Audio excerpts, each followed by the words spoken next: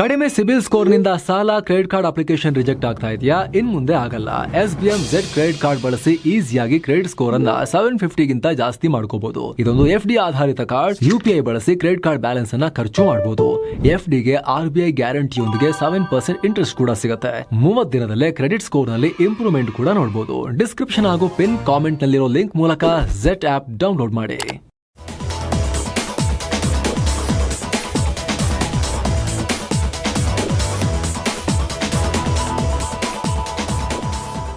Hi friends, ಇದು mastmaga.com ನ international bulletin.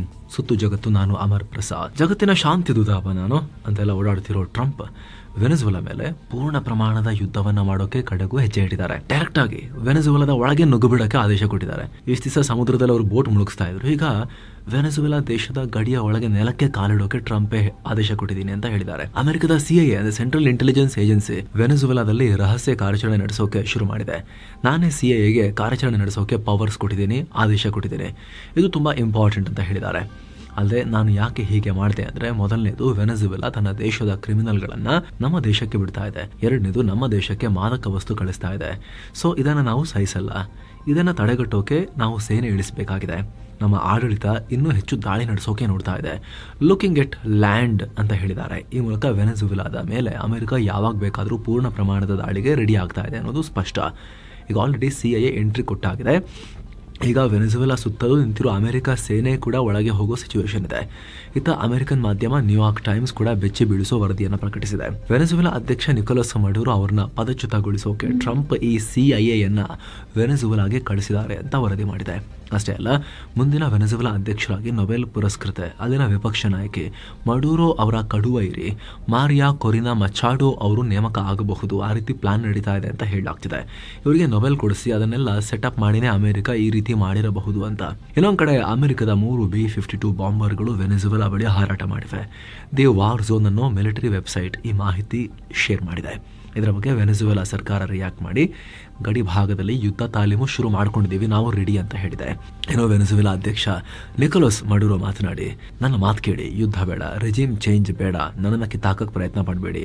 ಆ ರೀತಿ ಮಾಡಿದ್ರೆ ಅಫ್ಘಾನಿಸ್ತಾನ್, ಲಿಬಿಯಾ, ಇರಾಕ್ನಲ್ಲಿ ಆದ ರೀತಿ ಇಲ್ಲೂ ಆಗುತ್ತೆ, ದೇಶ ಅರಾಜಕವಾಗುತ್ತೆ ಅಂತ ಹೇಳಿದ್ದಾರೆ. ಆದರೆ ಅಮೆರಿಕದ ಫ್ರೆಂಡ್ ಮಾರಿಯಾ ಕೊರಿನೋ ಮಚಾಡೋ ಮಾತನಾಡಿ ಟ್ರಂಪ್ ಒಳ್ಳೆ ಕೆಲಸ ಮಾಡ್ತಾ ಇದ್ದಾರೆ ಅನ್ನೋ ಹೇಳಿಕೆ ಕೊಟ್ಟಿದ್ದಾರೆ. ಮಡುರೋ ವೆನೆಜುವೆಲಾ ವಿರುದ್ಧ ಮಾಡ್ತಿರೋ ಯುದ್ಧವನ್ನು ಎದುರಿಸುವಲ್ಲಿ ಟ್ರಂಪ್ ನಮಗೆ ಬೆಂಬಲ ಕೊಡಬೇಕು ಅಂತ ಹೇಳಿದ್ದಾರೆ. ಅಂದ್ರೆ ನಾವೆಲ್ಲ ಸಫರ್ ಆಗ್ತಾ ಇದೀವಿ, ಬನ್ನಿ ತಡೀರಿ ಅಂತ ಹೇಳಿದ್ದಾರೆ. ಹೀಗಾಗಿ ಈ ವಿಚಾರ ಕ್ಷಣ ಕ್ಷಣಕ್ಕೂ ಹೊಸ ಆಯಾಮಗಳನ್ನ ಪಡ್ಕೊಳ್ತಾ ಇದೆ. ತೈಲ ಮತ್ತು ಸಂಪತ್ತಿನ ಕಾರಣಕ್ಕೆ ಅಮೆರಿಕ ವೆನೆಜುವೆಲಾ ಅನ್ನೋ ದೊಡ್ಡ ರಾಷ್ಟ್ರವನ್ನ ಪರೋಕ್ಷವಾಗಿ ಕಂಟ್ರೋಲಿಗೆ ತಗೊಳ್ಳಬಹುದು ಅನ್ನೋ ಪರಿಸ್ಥಿತಿ ಈಗ ನಿರ್ಮಾಣ ಆಗಿದೆ. ಅವರು ಕ್ರಿಮಿನಲ್ಗಳನ್ನ ಬಿಡ್ತಾ ಇದ್ದಾರಂತೆ, ಅದಕ್ಕೆ ಟ್ರಂಪ್ ಹೊಡಿತಾ ಇದ್ದಾರಂತೆ, ದೋಣಿಗಳನ್ನ ಮುಳುಗಿಸ್ತಾ ಇದ್ದಾರಂತೆ, ಬೋಟ್ಸ್ ಅನ್ನ. ಈಗ ಒಳಗೆ ದಾಳಿ ಮಾಡೋಕೆ CIA ಕಳಿಸಿದಾರಂತೆ, ಸೇನೆ ಕೂಡ ರೆಡಿ ಇಟ್ಟಿದ್ದಾರಂತೆ. ಶಾಂತಿ ದೂತ ನಾವೇನ್ ಮಾಡಿದ್ ಮತ್ತೆ ಆಪರೇಷನ್ ಸಿಂಧೂರ್ನಲ್ಲಿ ಪಹಲ್ಗಾಮ್ ದಾಳಿ ತಾನೇ ಪ್ರತಿ ದಾಳಿ ಮಾಡಿದ್ದು. ನಮಗೆ ಕಾಟ ಕೊಡ್ತಾ ಇದ್ದ ಉಗ್ರ ನೆಲೆಗಳಂತಾನೆ ನಾವು ಹೊಡೆದಿದ್ದು ಪಾಕಿಸ್ತಾನದಲ್ಲಿ. ಮತ್ತೆ ಅಲ್ಲಿ ಮೂಗು ತೋರಿಸ್ಕೊಂಡ್ ಬರ್ತಾ ಇದೀರಿ. ಆವಾಗ ವಾಟ್ ಎ ಶೇಮ್ ಅಂತ ಹೇಳಿದ್ರಿ ದಾಳಿ ನಡೆಯೋ ಟೈಮ್ನಲ್ಲಿ, ಘರ್ಷಣೆ ನಡೆಯೋ ಟೈಮ್ನಲ್ಲಿ. ಅದಾದ್ಮೇಲೆ ದಿನ ಬೆಳಗಾದ್ರೆ ಯುದ್ಧ ನಿಲ್ಲಿಸದೆ ಅಂತ ಹೇಳಿ ಮಧ್ಯಪ್ರವೇಶ ಮಾಡ್ಕೊಂಡು ಓಡಾಡ್ತಾ ಇದ್ದೀರಾ. ನಿಮ್ಮ ರಾಷ್ಟ್ರಕ್ಕೆ ಸಮಸ್ಯೆ ಕೊಟ್ರೆ ಸಮಸ್ಯೆನಾ ಮಿಸ್ಟರ್ ಟ್ರಂಪ್? ಸುತ್ತು ಜಗತ್ತಲ್ಲಿ ಮುಂದುವರಿಯೋಣ ಸ್ನೇಹಿತರೆ. ಅದಕ್ಕಿಂತ ಮುಂಚೆ ಇನ್ನೂ ಕೂಡ ಸಬ್ಸ್ಕ್ರೈಬ್ ಮಾಡದೇ ಇರೋ ವೀಕ್ಷಕರಲ್ಲಿ ಒಂದು ಚಿಕ್ಕ ಮನವಿ, ವಿಡಿಯೋ ಕೆಳಗಿರೋ ಸಬ್ಸ್ಕ್ರೈಬ್ ಬಟನ್ ಮೇಲೆ ಕ್ಲಿಕ್ ಮಾಡಿ, ಹಾಗೆ ಪಕ್ಕದ ಬೆಲ್ ಐಕಾನ್ ಮೇಲೆ ಕ್ಲಿಕ್ ಮಾಡೋದನ್ನ ಯಾವುದೇ ಕಾರಣಕ್ಕೂ ಮರಿಬೇಡಿ ಅಂತ. ಬನ್ನಿ ಕಂಟಿನ್ಯೂ ಮಾಡೋಣ. ಏನೋ ಪಾಕಿಸ್ತಾನ ಮತ್ತು ತಾಲಿಬಾನ್ ನಡುವೆ ಯುದ್ಧ ಆಗೋಕೆ ಭಾರತವೇ ಕಾರಣ, ಭಾರತ ಎಲ್ಲ ಮಾಡಿಸ್ತಾ ಇದೆ ಅಂತ ಪಾಕಿಸ್ತಾನ ಸ್ಫೋಟಕ ಆರೋಪ ಮಾಡಿದೆ.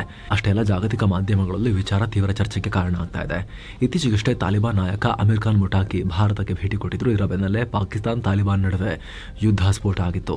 ಈ ವಿಚಾರಕ್ಕೆ ಸಂಬಂಧಪಟ್ಟಂತೆ ಪಾಕಿಸ್ತಾನ ರಕ್ಷಣಾ ಮಂತ್ರಿ ಖ್ವಾಜಾ ಆಸಿಫ್ ಮಾತನಾಡಿ ಇದೆಲ್ಲ ಭಾರತದ ಕೃತ್ಯ ಅಂತ ಹೇಳಿದ್ದಾರೆ. ಈ ಅಫ್ಘಾನಿಸ್ತಾನ ಭಾರತಕ್ಕೋಸ್ಕರ ನಮ್ಮ ಜೊತೆಗೆ ಪ್ರಾಕ್ಸಿ ಯುದ್ಧ ಮಾಡ್ತಾ ಇದೆ, ಇದಕ್ಕೆಲ್ಲ ಭಾರತ ಕಾರಣ. ನನಗೆ ಯಾಕೋ ಡೌಟ್, ಪಾಕಿಸ್ತಾನ ಮತ್ತು ಅಫ್ಘಾನ್ ನಡುವಿನ ಈ ಕದನ ವಿರಾಮ ಹಾಗೆ ಉಳಿಯುತ್ತೆ ಅಂತ ಅನ್ನಿಸ್ತಾ ಇಲ್ಲ. ಯಾಕಂದರೆ ಅಫ್ಘಾನ್ ತಾಲಿಬಾನ್ಗಳಿಗೆ ಭಾರತ ಸ್ಪಾನ್ಸರ್ ಮಾಡ್ತಾ ಇದೆ, ಈ ಯುದ್ಧ ಮಾಡೋಕೆ ಅವರೇ ಕುಮ್ಮಕ್ಕು ಕೊಡ್ತಾ ಇದ್ದಾರೆ ಅಂತ ಹೇಳಿದ್ದಾರೆ. ಅಲ್ಲದೆ ತಾಲಿಬಾನ್ ನಮಗೆ ಮತ್ತೆ ಪ್ರಚೋದನೆ ಕೊಟ್ಟರೆ ಪಾಕಿಸ್ತಾನ ತಕ್ಕ ಕ್ರಮ ತಗೊಳ್ಳುತ್ತೆ, ನಮ್ಮ ಹತ್ರ ಅಂತಹ ಕೆಪಾಸಿಟಿ ಇದೆ, ನಾವು ಎಲ್ಲಿ ಬೇಕಾದರೂ ದಾಳಿ ಮಾಡೋ ಶಕ್ತಿ ಹೊಂದಿದ್ದೀವಿ ಅನ್ನೋ ಹೇಳಿಕೆ ಕೊಟ್ಟಿದ್ದಾರೆ. ಇದೇ ವೇಳೆ ಅಮೆರಿಕದ ಅಧ್ಯಕ್ಷ ಡೊನಾಲ್ಡ್ ಟ್ರಂಪ್ರನ್ನ ಶ್ರದ್ಧೆಯಿಂದ ಹೊಗಳಿದ್ದಾರೆ. ಪಾಕ್ ಮತ್ತು ಅಫ್ಘಾನ್ ನಡುವಿನ ಈ ಸಂಘರ್ಷ ನಿಲ್ಲಿಸೋಕ್ಕೂ ಕೂಡ ಯಾರ ಪಾತ್ರ ವಹಿಸ್ತೀರಾ ಅನ್ನೋ ಪ್ರಶ್ನೆ ಕೇಳಲಾಗಿತ್ತು. ಅದಕ್ಕೆ ತಟ್ಟಂತ ಜಗತ್ತಿನ 7 ಯುದ್ಧಗಳನ್ನು ನಿಲ್ಲಿಸಿದ ಸರದಾರ ಟ್ರಂಪ್ ಇದಕ್ಕೆ ಸಹಾಯ ಮಾಡಬೇಕು ಅಂತ ಮತ್ತೆ ಅವ್ರನ್ನೇ ಕರೆದಿದ್ದಾರೆ. ಪಾಕಿಸ್ತಾನದವ್ರು ಹೆಂಗೆ ಆಡ್ತಿದ್ದಾರೆ ಅಂದರೆ ನೆಕ್ಸ್ಟ್ ಇವರಿಗೆ ತೊಳ್ಕೊಳ್ಳೋಕ್ಕೂ ಕೂಡ, ಅಂದರೆ ಊಟ ಆದಮೇಲೆ ಕೈ ತೊಳ್ಕೊಳ್ಳೋಕ್ಕೂ ಕೂಡ ಟ್ರಂಪ್ರನ್ನೇ ನೀವೇ ಬರಬೇಕು ಟ್ರಂಪ್ ಅಂತ ಕರೀತಾರಂತ ಕಾಣುತ್ತೆ ಇವರು. ಅಂತಹ ಮೈಂಡ್ ಸೆಟ್ ಅನ್ನ ತೋರಿಸ್ತಾ ಇದ್ದಾರೆ. ಹಿಂದೆ ಅಮೆರಿಕ ಯಾವಾಗಲೂ ಯುದ್ಧಗಳನ್ನ ಮಾಡಿಸ್ತಾ ಇತ್ತು, ಆದರೆ ಇದೇ ಮೊದಲ ಬಾರಿಗೆ ಅಮೆರಿಕದ ಅಧ್ಯಕ್ಷರು ಯುದ್ಧಗಳನ್ನ ನಿಲ್ಲಿಸುವ ಮೂಡಲಿದ್ದಾರೆ. ಕಳೆದ 15-20 ವರ್ಷಗಳು ಅಮೆರಿಕ ಯುದ್ಧಗಳಿಗೆ ಸ್ಪಾನ್ಸರ್ ಮಾಡ್ತಾ ಇತ್ತು, ಆದರೆ ಟ್ರಂಪ್ ಹಾಗಲ್ಲ, ಶಾಂತಿಗಾಗಿ ಮಾತುಕತೆ ಮಾಡ್ತಾರೆ. ಈಗ ಪಾಕಿಸ್ತಾನ ಮತ್ತು ಅಫ್ಘಾನಿಸ್ತಾನದ ಯುದ್ಧ ನಿಲ್ಲಿಸೋಕು ಟ್ರಂಪ್ ಮಧ್ಯಸ್ಥಿಕೆ ವಹಿಸಬಹುದು. ಹೀಸ್ ಮೋಸ್ಟ್ ವೆಲ್ಕಮ್ ಅನ್ನೋ ಹೇಳಿಕೆ ಕೊಟ್ಟಿದ್ದಾರೆ. ಹಾಗೆ ಪಾಕಿಸ್ತಾನ ಮತ್ತು ಅಫ್ಘಾನಿಸ್ತಾನ ನಡುವೆ ನಿರಂತರವಾಗಿ ಗಲಾಟೆ ನಡೆದು ಬುಧವಾರ ಸಂಜೆ ತಾತ್ಕಾಲಿಕ ಕದನ ವಿರಾಮ ಆಗಿತ್ತು. ಮುಂದಿನ 48 ಗಂಟೆಗಳ ಕಾಲ ಒಬ್ರಿಗೊಬ್ಬರ ಮೇಲೆ ದಾಳಿ ಮಾಡೋದಿಲ್ಲ ಅಂತ. ಇಲ್ಲಿ ಕದನ ವಿರಾಮಕ್ಕೆ ಯಾರು ಕೇಳ್ಕೊಂಡ್ರು ಸ್ಪಷ್ಟ ಇಲ್ಲ, ಆದರೆ ಇದು ಪಾಕಿಸ್ತಾನವೇ ಮಾಡಿಕೊಂಡ ಮನವಿ ಅಂತ ತಾಲಿಬಾನಿಗಳು ಹೇಳಿದ್ರು. ಪಾಕಿಸ್ತಾನ ಕೂಡ ಇದು ತಾಲಿಬಾನೇ ಮಾಡಿರೋ ಮನವಿ ಅಂತ ಹೇಳಿತ್ತು. ಆದರೆ ಈ ಕದನ ವಿರಾಮಕ್ಕೂ ಮುಂಚೆ ಪಾಕ್, ಸೌದಿ ಮತ್ತು ಕತಾರ್ಗೆ ಕಾಲ್ ಮಾಡಿ ಯುದ್ಧ ನಿಲ್ಲಿಸೋಕೆ ಸಹಾಯ ಮಾಡಿ ಅಂತ ಗೋಗರ್ದಿತ್ತು. ಹೀಗಾಗಿ ಪಾಕಿಸ್ತಾನವೇ ಕದನ ವಿರಾಮಕ್ಕೆ ಮನವಿ ಮಾಡಿರಬಹುದು, ಡೈರೆಕ್ಟ್ ಆರ್ ಇಂಡೈರೆಕ್ಟ್ ಆಗಿ ಅನ್ನೋ ಲೆಕ್ಕಾಚಾರ ಇದೆ. ಈ ಕದನ ವಿರಾಮಕ್ಕೂ ಜಸ್ಟ್ ಕೆಲ ಗಂಟೆಗಳ ಹಿಂದೆ ಅಫ್ಘಾನ್ನ ಕಾಬೂಲ್ನಲ್ಲಿ ಸ್ಫೋಟ ಉಂಟಾಗಿತ್ತು. ಇದರಲ್ಲಿ ಕನಿಷ್ಠ 5 ಪ್ರಾಣ ಕಳ್ಕೊಂಡು 35 ಜನ ಗಾಯಗೊಂಡಿದ್ದಾರೆ ಅನ್ನೋ ಮಾಹಿತಿ ಕೂಡ ಇದೆ. ಇನ್ನೊಂದು ಕಡೆ ಪಾಕ್ ಜೊತೆ ಬಡಿದಾಡ್ಕೊಂಡಿದ್ದಕ್ಕೆ ಅಫ್ಘಾನಿಸ್ತಾನದ ಒಳಗಡೆ ಪಾಕಿಗಳಿಗೆ ಅಪಮಾನ ಮಾಡೋ ರೀತಿಯಲ್ಲಿ ಸೆಲೆಬ್ರೇಷನ್ ನಡೆದಿದೆ. ಸಂಘರ್ಷದ ವೇಳೆ ಪಾಕ್ ಅಫ್ಘಾನ್ ನಡುವಿನ ಡ್ಯೂರೆಂಟ್ ಲೈನ್ನ ಪಕ್ಕದಲ್ಲಿದ್ದ ಮಿಲಿಟರಿ ಪೋಸ್ಟ್ಗಳಿಂದ ಪಾಕ್ ಸೈನಿಕರು ಓಡ್ತಾ ಇದ್ರು. ಈ ವೇಳೆ ಈ ಮಿಲಿಟರಿ ಪೋಸ್ಟ್ನಲ್ಲಿ ಬಿಟ್ಟು ಹೋದ ಪಾಕ್ ಸೈನಿಕರ ಪ್ಯಾಂಟ್ಸ್ ಮತ್ತು ಬಂದೂಕುಗಳನ್ನು ಈಗ ಅಫ್ಘಾನಿಸ್ತಾನದ ನಂಗರ್ಹಾರ್ ಪ್ರಾಂತ್ಯದ ಬೀದಿಗಳಲ್ಲಿ ಡಿಸ್ಪ್ಲೇ ಮಾಡಲಾಗಿದೆ. ಆಸಿಮ್ ಮುನೀರನ ಸೇನೆಯ ತಮಾಷೆ ಮಾಡಲಾಗ್ತಾ ಇದೆ. ಇಷ್ಟೆಲ್ಲ ಮಂಗಳವಾರ ರಾತ್ರಿ ಸಂಘರ್ಷ ನಡೆದ ಕೆಲ ಗಂಟೆಗಳ ನಂತರ ಅಫ್ಘಾನ್ ಪಡೆಗಳು ಪಾಕಿಸ್ತಾನದ ಮಿಲಿಟರಿ ಟ್ಯಾಂಕ್ ಅನ್ನ ಓಡಿಸ್ಕೊಂಡು ಬರ್ತಿರೋ ವಿಡಿಯೋ ಈಗ ವೈರಲ್ ಆಗ್ತಿದೆ. ಈ ಮಿಲಿಟರಿ ಟ್ಯಾಂಕ್ ಮೇಲೆ ಪಾಕಿಸ್ತಾನದ ಧ್ವಜ ಹಾಕಿರೋದು ಕಂಡು ಬಂದಿದೆ. ಈ ಸಂಘರ್ಷದಿಂದ ಅಫ್ಘಾನ್ ಜನರು ತಾಲಿಬಾನ್ ಸರ್ಕಾರಕ್ಕೆ ಹತ್ತಿರ ಆಗಿದ್ದಾರೆ, ತಾಲಿಬಾನ್ ಸರ್ಕಾರಕ್ಕೆ ಸಪೋರ್ಟ್ ಮಾಡ್ತಿದ್ದಾರೆ. ಅಲ್ಲಿನ ನಾಗರಿಕರು ಅಗತ್ಯ ಬಿದ್ದರೆ ಅಫ್ಘಾನಿಸ್ತಾನದ ರಕ್ಷಣೆಗೆ ಬೇಕಾದರೆ ನಾವು ತಾಲಿಬಾನ್ ಪಡೆಯೊಂದಿಗೆ ಸೇರ್ಕೊಂಡು ಫೈಟ್ ಮಾಡ್ತೀವಿ ಅಂತ ಹೇಳ್ತಾ ಇದ್ದಾರೆ. ತಾಲಿಬಾನ್ ಸರ್ಕಾರ ಪಾಕಿಸ್ತಾನಕ್ಕೆ ತಕ್ಕ ಪಾಠ ಕಲಿಸಿದೆ. ಈ ಸಲ ಅಲ್ಲಿನ ಮಹಿಳೆಯರು ಕೂಡ ನಾವು ತಾಲಿಬಾನ್ ಪಡೆಯೊಂದಿಗೆ ನಿಂತ್ಕೊಂಡಿರ್ತೀವಿ ಅಂತ ಹೇಳಿದ್ದಾರೆ. ತಾಲಿಬಾನಿಗಳಿಗೆ ಧನ್ಯವಾದ ಹೇಳಿದ್ದಾರೆ. ಒಂದು ರೀತಿ ಪಾಕಿಸ್ತಾನದ ಕಾರಣಕ್ಕೆ ಅಫ್ಘಾನಿಸ್ತಾನದ ಒಳಗಡೆ ರಾಷ್ಟ್ರೀಯತೆಯ ಭಾವನೆ ಈಗ ಉಕ್ಕಿ ಹರಿತಾ ಇದೆ. ಸೊ ಇದನ್ನು ಮುಂದೆ ತಾಲಿಬಾನಿಗಳು ಅಸ್ತ್ರವಾಗಿ ಬಳಸಿದ್ರು ಆಶ್ಚರ್ಯ ಇಲ್ಲ. ಯಾಕಂದ್ರೆ ತಾಲಿಬಾನಿಗಳ ಮೇಲೆ ಅಲ್ಲಿನ ಜನರಿಗೆ ಒಂದು ರೀತಿ ಸಿಟ್ಟಿತ್ತು. ಇವರು ಸಿಕ್ಕಾಪಟ್ಟೆ ವಿಚಿತ್ರವಾಗಿ ವರ್ತಿಸ್ತಾರೆ, ವಿಚಿತ್ರ ನಿಯಮಗಳನ್ನೇ ಹೇರ್ತಾರೆ, ಜನರ ಸ್ವಾತಂತ್ರ್ಯ ಕಿತ್ಕೊಂಡಿದ್ದಾರೆ ಅನ್ನೋ ಅಸಹನೆ ಇತ್ತು. ಆದರೆ ಈಗ ನಿಧಾನಕ್ಕೆ ಮತ್ತೆ ರಾಷ್ಟ್ರೀಯತೆಯ ವಿಚಾರ ಅಫ್ಘಾನಿಸ್ತಾನದ ಒಳಗೂ ಕೂಡ ಹರಡೋಕೆ ಶುರುವಾಗಿದೆ. ಪಾಕ್ ಜೊತೆಗಿನ ಹೊಡೆದಾಟದಿಂದಾಗಿ. ಮತ್ತೆ ಪಾಕಿಸ್ತಾನ ಲಕ್ಷಾಂತರ ಅಫ್ಘಾನ್ ಮುಸ್ಲಿಮರನ್ನ ಕ್ರೂರವಾಗಿ ವಾಪಸ್ ನಿರಾಶ್ರಿತರನ್ನ ಅಫ್ಘಾನಿಸ್ತಾನಕ್ಕೆ ತಳ್ತಾ ಇದೆಯಲ್ಲ. ಯಾವುದೇ ಧರ್ಮನೂ ಬರ್ತಾ ಇಲ್ಲ ಇಲ್ಲಿ ಪಾಕಿಸ್ತಾನಕ್ಕೆ. ಮುನೀರನ ಸೇನೆಗೆ ಕ್ರೂರವಾಗಿ ಅವ್ರನ್ನ ಹೊರಗೆ ದಬ್ತಾ ಇದೆ. ಅದು ಕೂಡ ಅಫ್ಘಾನಿಸ್ತಾನದ ಒಳಗಡೆ ಇದೆಲ್ಲ ಸುಮ್ಮನೆ ನಮ್ಮ ರಾಷ್ಟ್ರೀಯತೆ ನಮಗೆ ಮುಖ್ಯ ಅನ್ನೋ ಭಾವನೆ ಬೆಳೆಯೋಕೆ ಕಾರಣ ಆಗ್ತಾ ಇದೆ ಅಫ್ಘಾನಿಸ್ತಾನದ ಒಳಗಡೆ. ಚೀನಾದ ಸೋಷಿಯಲ್ ಮೀಡಿಯಾದಲ್ಲೂ ಕೂಡ ಭಾರತದ ಮೇಲೆ ಆರೋಪ ಮಾಡಿ ಕಾಮೆಂಟ್ಗಳು ಹರಿದಾಡ್ತಿವೆ. ಇದು ಜಸ್ಟ್ ಪಾಕ್ ಮತ್ತು ಅಫ್ಘಾನ್ ನಡುವಿನ ದ್ವಿಪಕ್ಷೀಯ ಸಮಸ್ಯೆ ಅಲ್ಲ, ಇದು ದೊಡ್ಡ ಸಮಸ್ಯೆ. ಭಾರತ ಕೂಡ ಇನ್ವಾಲ್ವ್ ಆಗಿದೆ. ಇತ್ತೀಚೆಗಷ್ಟೇ ತಾಲಿಬಾನ್ ವಿದೇಶಾಂಗ ಸಚಿವರು ಭಾರತಕ್ಕೆ ಭೇಟಿ ಕೊಟ್ಟಿದ್ರು. ಭಾರತ ಕೂಡ ತಾಲಿಬಾನ್ಗೆ ಮತ್ತಷ್ಟು ಹತ್ತಿರ ಆಗ್ತಾ ಇದೆ. ಅದರಿಂದ ಈ ಉದ್ವಿಗ್ನತೆ ಜಾಸ್ತಿ ಆಗಿರ್ಬೋದು. ಭಾರತ ಸೈಲೆಂಟ್ ಆಗಿ ತಾಲಿಬಾನಿಗಳಿಗೆ ಸಪೋರ್ಟ್ ಮಾಡ್ತಾ ಇದೆ ಅಂತ ಸೋಷಿಯಲ್ ಮೀಡಿಯಾ ಬಳಕೆದಾರರು ದೊಡ್ಡ ಮಟ್ಟದಲ್ಲಿ ಭಾರತವನ್ನ ಹೇಳ್ಕೊಂಡು ಹೋಗ್ತಾ ಇದ್ದಾರೆ ಈ ಕದನದ ಒಳಗಡೆ. ಏನು ಸ್ನೇಹಿತರೆ, ಮಸ್ತ್ ಮಗ ಪ್ರೀಮಿಯಂ ಮೆಂಬರ್ಶಿಪ್ ಪ್ಲಾನ್ ಲಾಂಚ್ ಆಗಿದೆ. ಅದರಲ್ಲಿ ಮೆಂಬರ್ಶಿಪ್ ಓನ್ಲಿ ವಿಡಿಯೋಸ್ ಬರ್ತವೆ, ಮೆಂಬರ್ಶಿಪ್ ಓನ್ಲಿ ಲೈವ್ ಹಾಗೂ ಇತರ ಕಾಂಟೆಂಟ್ ಅನ್ನು ನಾವು ಕೊಡ್ತಾ ಇದೀವಿ. ಅದು ಎಕ್ಸ್ಕ್ಲೂಸಿವ್ಲಿ ಪ್ರೀಮಿಯಂ ಮೆಂಬರ್ಸ್ಗೆ ಮಾತ್ರ ಲಭ್ಯ ಇರುತ್ತೆ. ಅದರಲ್ಲಿ ಯಾವುದೇ ಎಕ್ಸ್ಟ್ರಾ ಆಡ್ಸ್, ಜಾಹೀರಾತು ರಹಿತ, ಅಂದ್ರೆ ನಮ್ಮ ಕಡೆಯಿಂದ ನಾವು ಹಾಕೋ ಜಾಹೀರಾತುಗಳು ಅದರಲ್ಲಿ ಇರೋದಿಲ್ಲ. ಪ್ರೀಮಿಯಂ ಎಕ್ಸ್ಪೀರಿಯನ್ಸ್ ಕೊಡೋ ಪ್ರಯತ್ನ ನಡೆಸ್ತಾ ಇದೀವಿ.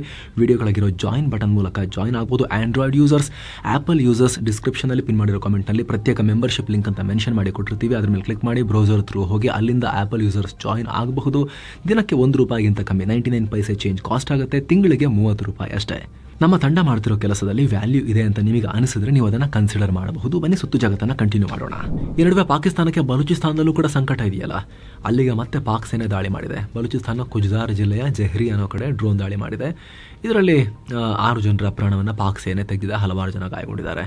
ಕಳೆದ ಕೆಲ ದಿನಗಳಿಂದ ಮುನೀರ್ ಸೇನೆಯಲ್ಲಿ ಲಾಕ್ಡೌನ್ ಹಾಕೊಂಡು ದಾಳಿ ಮಾಡ್ತಾ ಇದೆ. ಬಲೂಚ್ ಸ್ವಾತಂತ್ರ್ಯ ಹೋರಾಟವನ್ನು ಹತ್ತಿಕ್ಕೋಕೆ ಕರ್ಫ್ಯೂ ಕೂಡ ಹಾಕಿದ್ದಾರೆ. ಇನ್ನು ಪೋಲಿಯೋ ಲಸಿಕೆ ವಿರುದ್ಧವೂ ಅನಾಗರಿಕವಾಗಿ ವರ್ತಿಸುವ ಪಾಕಿಸ್ತಾನದಲ್ಲಿ ಈಗ ಮತ್ತೊಂದು ಅಂತಹದ್ದೇ ಘಟನೆಯಾಗಿದೆ. ಪೋಲಿಯೋ ಲಸಿಕೆ ತಂಡಕ್ಕೆ ಕಾವಲಾಗಿ ಹೋಗಿದ್ದ ಪೊಲೀಸ್ ಅಧಿಕಾರಿಯನ್ನ ಈಗ ಗುಂಡಿಕ್ಕಿ ಹತ್ಯೆ ಮಾಡಲಾಗಿದೆ. ಖೈಬರ್ ಪಖ್ತೂನ್ಖ್ವಾದಲ್ಲಿ ಘಟನೆಯಾಗಿದೆ. ಚಿತ್ರ ಇವರು ಪೋಲಿಯೋ ಲಸಿಕೆ ವಿರುದ್ಧನೂ ಈ ರೀತಿ ಉಗ್ರ ದಾಳಿಗಳನ್ನು ಮಾಡ್ತಾ ಇರ್ತಾರೆ ಇಲ್ಲಿ. ರಷ್ಯಾದಿಂದ ಭಾರತ ತೈಲ ಖರೀದಿಸೋ ಕುರಿತು ಅಮೆರಿಕ ಅಧ್ಯಕ್ಷ ಡೊನಾಲ್ಡ್ ಟ್ರಂಪ್ ಬಿಗ್ ಸ್ಟೇಟ್ಮೆಂಟ್ ಕೊಟ್ಟಿದ್ದಾರೆ.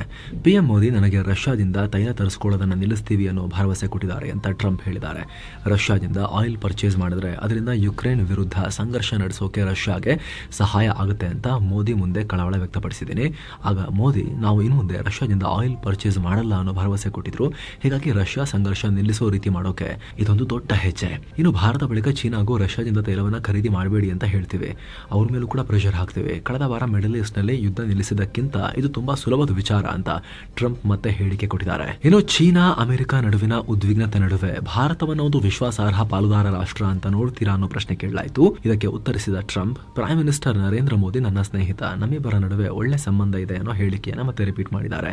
ಇತ್ತೀಚೆಗಷ್ಟೇ ಪಿಎಂ ಮೋದಿ ಹಾಗೂ ಭಾರತದ ಅಮೆರಿಕ ರಾಯಭಾರಿ ಸೆರ್ಗಿ ಗೋರ್ ದಿಲ್ಲಿಯಲ್ಲಿ ದ್ವಿಪಕ್ಷೀಯ ಸಂಬಂಧದ ಬಗ್ಗೆ ಚರ್ಚೆ ಮಾಡಿದ್ದಾರೆ. ಅದನ್ನು ಉಲ್ಲೇಖ ಮಾಡಿ ಕೂಡ ಟ್ರಂಪ್ ರಿಯಾಕ್ಟ್ ಮಾಡಿದ್ದಾರೆ. ಅವರಿಬ್ರು ಅದ್ಭುತ ವ್ಯಕ್ತಿಗಳು ಅಂತ ಭಾವಿಸ್ತೀನಿ, ಅದರಲ್ಲೂ ಕೂಡ ಮೋದಿ ಒಬ್ಬ ಶ್ರೇಷ್ಠ ವ್ಯಕ್ತಿ ಅಂತ ಎಂದಿನ ಸ್ಟೇಟ್ಮೆಂಟನ್ನು ಮತ್ತೆ ಅದನ್ನೇ ರಿಪೀಟ್ ಮಾಡಿದ್ದಾರೆ. ಜಾಸ್ತಿ ಸಬ್ಸ್ಟ್ಯಾನ್ಷಿಯಲ್ ಹೊಸ ವಿಚಾರಗಳೇನಿರೋದಲ್ಲ ಹೇಳಿದ್ದೇ ಹೇಳ್ತಿರ್ತಾರೆ ಮನುಷ್ಯ.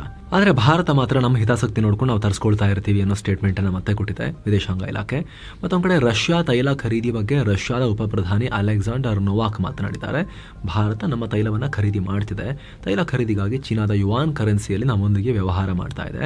ಆದರೆ ಯುವಾನ್ ಕರೆನ್ಸಿ ವಹಿವಾಟು ಸೀಮಿತ, ಹೆಚ್ಚಿನ ವ್ಯವಹಾರ ರಷ್ಯಾದ ರೂಬಲ್ ಕರೆನ್ಸಿಯಲ್ಲೇ ನಡೀತಾ ಇದೆ ಅಂತ ಹೇಳಿಕೆ ಕೊಟ್ಟಿದ್ದಾರೆ. ಏನೋ ಭಾರತಕ್ಕೆ ಕಿಯರ್ ಸ್ಟಾರ್ಮರ್ ಭೇಟಿ ಕೊಟ್ಟ ನಂತರ ಯುಕೆ ಭಾರತದ ಮೇಲೆ ಸ್ಯಾಂಕ್ಷನ್ ಹಾಕಿದೆ. ಭಾರತದ ನಯಾರಾ ರಿಫೈನರಿ ಸೇರಿ 90 ಕಂಪನಿಗಳ ಮೇಲೆ ಸ್ಯಾಂಕ್ಷನ್ಸ್ ಹಾಕಲಾಗಿದೆ. ಯುಕ್ರೇನ್ ವಿರುದ್ಧ ಹೋರಾಡೋಕೆ ತೈಲ ಖರೀದಿ ಮೂಲಕ ರಷ್ಯಾಗೆ ಕೆಲ ಕಂಪನಿಗಳು ಹೆಲ್ಪ್ ಮಾಡ್ತಿವೆ. ಹೀಗಾಗಿ ರಷ್ಯಾ ಯುದ್ಧ ನಿಲ್ಲಿಸೋಕೆ ಕಂಪನಿಗಳ ಮೇಲೆ ನಿರ್ಬಂಧ ಅಂತ ಬ್ರಿಟಿಷ್ ಸರ್ಕಾರ ಹೇಳಿದೆ. ಈ ಸ್ಯಾಂಕ್ಷನ್ಸ್ ಲಿಸ್ಟ್ನಲ್ಲಿ ಭಾರತದ ನಯಾರಾ ಎನರ್ಜಿ ಟಾಪ್ನಲ್ಲಿದೆ. ಈ ಕಂಪನಿ ರಷ್ಯಾ ಪಾಲುದಾರಿಕೆ ಅಥವಾ ರಷ್ಯಾ ಮಾಲೀಕತ್ವದ ಕಂಪನಿ. ಇದು ಭಾರತದಲ್ಲಿ ರಿಜಿಸ್ಟರ್ ಆಗಿರೋ ಕಂಪನಿ. ಏನೋ ಸಿರಿಯಾ ವಿಚಾರದಲ್ಲಿ ಇಂಪಾರ್ಟೆಂಟ್ ಬೆಳವಣಿಗೆ ಆಗಿದೆ. ಸಿರಿಯಾದಲ್ಲಿ ಏನಾಗಿತ್ತು ಹೇಳಿ? ರೀಸೆಂಟ್ ಆಗಿ ಬಶರ್ ಅಲ್ ಅಸದ್ ಪುಟಿನ್ರ ಬೆಂಬಲಿತ ಸರ್ಕಾರ ಇತ್ತು. ಅದನ್ನು ಕಿತ್ತು ಹಾಕಿ ಅಮೆರಿಕದ ಸಪೋರ್ಟ್ನೊಂದಿಗೆ ಅಲ್ಲಿ ಅಹಮದ್ ಅಲ್ ಶರಾ ಸರ್ಕಾರ ಬಂದಿತ್ತು. ಇದು ಪುಟಿನ್ಗೆ ಸ್ವಲ್ಪ ನೆಗೆಟಿವ್ ಅಂತ ಕನ್ಸಿಡರ್ ಮಾಡಲಾಗಿತ್ತು. ಆದ್ರೀಗ ಅದೇ ಅಹಮದ್ ಅಲ್ ಶರಾ ಪುಟಿನ್ರನ್ನ ಮೀಟ್ ಆಗಿದ್ದಾರೆ. ಈಗ ರಷ್ಯಾ ಜೊತೆ ಸಂಬಂಧ ಚೆನ್ನಾಗಿ ಮಾಡ್ಕೊಳ್ಳೋ ನಿಟ್ಟಿನಲ್ಲಿ ಮಾಸ್ಕೋಗೆ ಭೇಟಿ ಕೊಟ್ಟು ಮಹತ್ವದ ಮಾತುಕತೆಯನ್ನು ನಡೆಸಿದ್ದಾರೆ. ಈ ಟೈಮ್ನಲ್ಲಿ ಈ ಹಿಂದಿನ ಅಸದ್ ಸರ್ಕಾರದೊಂದಿಗೆ ಅಂದರೆ ಪುಟಿನ್ ಪ್ರಿಯ ಸರ್ಕಾರದೊಂದಿಗೆ ಪುಟಿನ್ ಮಾಡ್ಕೊಂಡಿದ್ದ ಒಪ್ಪಂದಗಳಿದ್ವಲ್ಲ ಅದನ್ನು ಕಂಟಿನ್ಯೂ ಮಾಡೋದ್ರ ಬಗ್ಗೆನೂ ಕೂಡ ಡಿಸ್ಕಸ್ ಮಾಡಿದ್ದಾರೆ. ಬೇಡ ಸ್ವಾಮಿ, ಈಗ ನಿಮಗೆ ಸರ್ಕಾರ ನಿಮ್ಮ ಪ್ರೀತಿ ಪಾತ್ರ ಸರ್ಕಾರ ಹೋಯ್ತು ಅಂತ ನಮಗೆ ಕೈ ಬಿಡಬೇಡಿ, ನಾವು ನಿಮ್ಮ ಜೊತೆ ಚೆನ್ನಾಗಿರ್ತೀವಿ ಅಂತ ಹೇಳಿ ಹೋಗಿ ಸ್ವಲ್ಪ ಸೆಟ್ ಮಾಡ್ಕೊಂಡು ಬಂದಿದ್ದಾರೆ ಇವರು. ಅಮೆರಿಕದ ಡಿಫೆನ್ಸ್ ಸೆಕ್ರೆಟರಿ ಪೀಟ್ ಹೆಕ್ಸೆತ್ ಹೋಗ್ತಾ ಇದ್ದ ವಿಮಾನವನ್ನು ಮಾರ್ಗ ಮಧ್ಯೆ ಸಡನ್ ಆಗಿ ಎಮರ್ಜೆನ್ಸಿ ಲ್ಯಾಂಡಿಂಗ್ ಮಾಡಿಸಿರೋ ಘಟನೆ ಈಗ ನಡೆದಿದೆ. ವಿಮಾನದ ಮುಂದಿನ ಗಾಜು ಬಿರುಕು ಬಿಟ್ಟಿದ್ದು ಗೊತ್ತಾದ ಕೂಡಲೇ ವಿಮಾನ ಯುಕೆನಲ್ಲಿ ಸೇಫ್ ಆಗಿ ಲ್ಯಾಂಡ್ ಆಗಿದೆ. ನ್ಯಾಟೋ ಮೆಂಬರ್ ಕಂಟ್ರೀಸ್ ರಕ್ಷಣಾ ಸಚಿವರ ಸಭೆಗಾಗಿ ಹೆಕ್ಸೆತ್ ಬೆಲ್ಜಿಯಂ ರಾಜಧಾನಿ ಬ್ರುಸೆಲ್ಸ್ಗೆ ಪ್ರವಾಸ ಕೈಗೊಂಡಿದ್ರು. ಅದನ್ನು ಮುಗಿಸಿ ವಾಪಸ್ ಬರುವಾಗ ಈ ಘಟನೆ ಆಗಿದೆ. ಏನಾಗಿಲ್ಲ ಯಾರಿಗೂ ಕೂಡ, ಸೇಫ್ ಆಗಿ ಲ್ಯಾಂಡ್ ಆಗಿದೆ. ಭಾರತಕ್ಕೆ ಸಿಕ್ಕಾಪಟ್ಟೆ ಜಾಗತಿಕ ನಾಯಕರ ಬ್ಯಾಕ್ ಟು ಬ್ಯಾಕ್ ಭೇಟಿ ನಡೀತಾ ಇದೆ. ಈಗ ಶ್ರೀಲಂಕಾ ಪಿಎಂ ಹರಿಣಿ ಅಮರಸೂರ್ಯ ಅಕ್ಟೋಬರ್ 16ರಿಂದ 3 ದಿನಗಳ ಭಾರತ ಪ್ರವಾಸ. ಹರಿಣಿಯವರು ಲಂಕಾ ಪಿಎಂ ಆದ ನಂತರ ಭಾರತಕ್ಕೆ ಕೊಡ್ತಿರೋ ಮೊದಲ ಭೇಟಿ. ಮಂಗಳವಾರವಷ್ಟೇ 3 ದಿನಗಳ ಕಾಲ ಚೀನಾಗೆ ಹೋಗಿ ಬಂದಿದ್ರು. ಅದರ ಬೆನ್ನಲ್ಲೇ ಭಾರತಕ್ಕೆ ಬಂದಿದ್ದಾರೆ. ಇನ್ನು ನೇಪಾಳದಲ್ಲಿ ಶುರುವಾಗಿದ್ದ ಜೆನ್ಜಿ ಪ್ರತಿಭಟನೆ ಜಗದಗಲಕ್ಕೆ ಹರಡ್ತಾ ಇದೆ. ಮೊರಾಕೊ, ಕೆನ್ಯಾ, ಮಡಗಾಸ್ಕರ್ ನಂತರ ಈಗ ಪೆರೂನಲ್ಲೂ ಕೂಡ ಸರ್ಕಾರದ ಭ್ರಷ್ಟಾಚಾರದ ವಿರುದ್ಧ ಜೆನ್ಜಿ ಪ್ರತಿಭಟನೆ ಶುರುವಾಗಿದೆ. ರಾಜಧಾನಿ ಲಿಮಾನಲ್ಲಿ ವಿದ್ಯಾರ್ಥಿಗಳು, ಯುವ ಉದ್ಯೋಗಿಗಳು ಸಿಕ್ಕ ವಸ್ತುಗಳಿಗೆ ಬೆಂಕಿ ಇಟ್ಟು ಗಲಾಟೆ ಮಾಡ್ತಿದ್ದಾರೆ. ಪೊಲೀಸರು ಮತ್ತು ಹೋರಾಟಗಾರರ ನಡುವೆ ಘರ್ಷಣೆ ನಡೀತಾ ಇತ್ತು. ಉದ್ವಿಗ್ನತೆ ಹೆಚ್ಚಾಗ್ತಾ ಇದೆ. ಇನ್ನು ಭದ್ರತಾ ಪಡೆಗಳು ಇವ್ರನ್ನ ಚದುರಿಸೋಕೆ ಹರಸಾಹಸ ಪಡ್ತಾ ಇದ್ರು. ದೇಶದಲ್ಲಿ ಕ್ರಾಂತಿ ಆಗುವವರೆಗೂ ಹಿಂದೆ ಸರಿಯಲ್ಲ ಅಂತ ಜೆನ್ಸಿಗಳು ಪಟ್ಟು ಹಿಡ್ತಿದ್ದಾರೆ. ಕದನ ವಿರಾಮ ಆಯ್ತು ಅನ್ನುವಷ್ಟರಲ್ಲಿ ಗಾಜಾದಲ್ಲಿ ಮತ್ತೆ ಇಸ್ರೇಲ್ ಯುದ್ಧ ಶುರು ಮಾಡಿತ್ತು. ಸ್ಫೋಟಕ ಹಾಕೋಕೆ ಶುರು ಮಾಡಿತ್ತಲ್ಲ. ಟ್ರಂಪ್ ಮತ್ತೆ ಅದೇ ರೀತಿ ಹೇಳಿಕೆ ಕೊಟ್ಟಿದ್ದಾರೆ. ಮತ್ತೆ ಸಂಘರ್ಷ ನಡೀಬಹುದು ಅಂತ ಹೇಳಿದ್ದಾರೆ. ಇಸ್ರೇಲ್ ಈಗಲೂ ಹಮಾಸ್ ಮೇಲೆ ದಾಳಿ ಮಾಡೋಕೆ ರೆಡಿ ಇದೆ. ನಾನೇ ಅವರಿಗೆ ಸ್ವಲ್ಪ ಸುಮ್ಮನಿರಿ ಅಂತ ಹೇಳಿದ್ದೀನಿ. ಹಮಾಸ್ ಏನಾದರೂ ಕದನ ವಿರಾಮ ಉಲ್ಲಂಘಿಸಿದ್ರೆ ಮತ್ತೆ ದಾಳಿ ಮಾಡೇ ಮಾಡ್ತಾರೆ ಇಸ್ರೇಲ್ನವರು ಅಂತ ಹೇಳಿಕೆ ಕೊಟ್ಟಿದ್ದಾರೆ. ಸೇಮ್ ಟೈಮ್ ನಾನು ಜಗತ್ತಿನ 7 ಯುದ್ಧಗಳನ್ನು ತಡೆದಿದ್ದೀನಿ ಅಂತ ರಿಪೀಟ್ ಮಾಡಿದ್ದಾರೆ. ಈ ಸಲ ರಾಷ್ಟ್ರಗಳ ಹೆಸರನ್ನು ತಪ್ಪು ಹೇಳಿದ್ದಾರೆ. 2 ಶುರುವಾಗಿದೆ ಅನ್ನೋ ಗೊತ್ತಿಲ್ಲ. ಇರಾನ್ ಮತ್ತು ಪಾಕ್ ನಡುವೆ ಅಣುಯುದ್ಧ ಆಗೋದನ್ನು ತಡೆದಿದ್ದೀನಿ ಅನ್ನೋ ಹೇಳಿಕೆ ಕೊಟ್ಟಿದ್ದಾರೆ. ಭಾರತ ಮತ್ತು ಪಾಕ್ ಅಂತ ಹೇಳಕ್ಕೆ ಹೋಗಿ ಅದು ಯಾವಾಗಲೂ ಕೂಡ ಟೇಪ್ ರೆಕಾರ್ಡ್ ಕ್ಯಾಸೆಟ್ ಹಾಕಿ ಮತ್ತೆ ಪ್ಲೇ ಮಾಡ್ತಿದ್ರಲ್ಲ, ಮತ್ತೆ ಹಾಕಿದ್ದಾರೆ. ಏನೋ ಟೆಕ್ನಿಕಲ್ ಗ್ಲಿಚ್ ಆಗಿದೆ ಒಳಗಡೆ. ಅದು ಗ್ಲಿಚ್ ಆಗಿ ಭಾರತ ಪಾಕ್ ಬದಲಿಗೆ ಇರಾನ್ ಪಾಕ್ ಅಂತ ಬಂದ್ಬಿಟ್ಟಿದೆ ಔಟ್ಪುಟ್ ಬಾಯಿಂದ ಟ್ರಂಪ್ಗೆ. ಸೊ ಫ್ರೆಂಡ್ಸ್, ಇದಾಗಿತ್ತು ಇವತ್ತಿನ ಜಗತ್ತಿನ ಸುತ್ತಾಟ. ಮತ್ತೆ ಭೇಟಿ ಆಗ್ತಿರೋಣ. ನಮಸ್ತೆ.